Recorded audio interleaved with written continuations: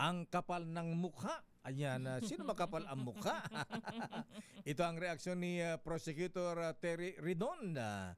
Abay, bakit? Sino makapal ang mukha? Saan po kayo kumukuha ng kapal ng mukha? Alamin natin, Mr. President, kay RS number 12, Milky Sikoya Rigunana. Milky, please come in. Lakayateya inatasan ng Office of the Vice President at Department of Education na ito'y pinamumunuan pa ni Vice President Sara Duterte ang Commission on Audit na audit query na lang sa halip na Audit Observation Memorandum o AOM ang isumitid nila. Ito ang testimonya ni COA Auditor Roderick Wamil nang humarap sa witness stand sa impeachment trial ni Vice President Sara Duterte sa Article 1 o Confidential Fund. Ayon kay Wamil, September 2023 nang may pag-meeting sina Atty. Zuleika Lopez at noon ay DepEd spokesperson Michael Poa sa mga opisyal ng COA.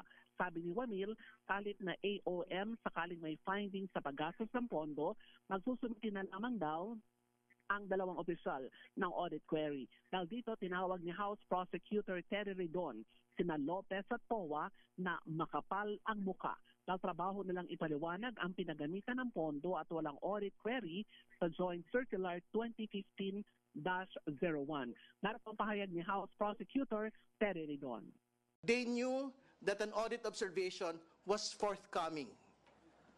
Pero let's have a meeting, baka pwede naman audit query na lang. Kasi audit query po, from the name itself, ibig sabihin it is preparatory to an audit observation memoranda. Ibig sabihin, wala pa ho tayong actual observations ng maling paggamit, irregular po na paggamit. So, the meeting itself is actually irregular. Katulad na sinabi ko kanina, it is improper makapal yung mukha nung pong mga tao na nag-request po nito.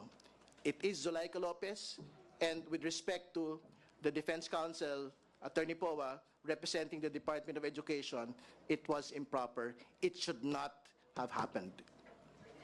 Binigyang din pa ni Redon mandato ng COA ang mag-issue ng AOM kapag may nakitang kakulangan o kwestiyon sa paggamit ng pondo at ito ay dapat sundin ng lahat ng mga nasa gobyerno. Naniniwala rin si Redon na questionable ay pagpulong ni na Lopez at COA sa mga opisyal ng Commission on Audit.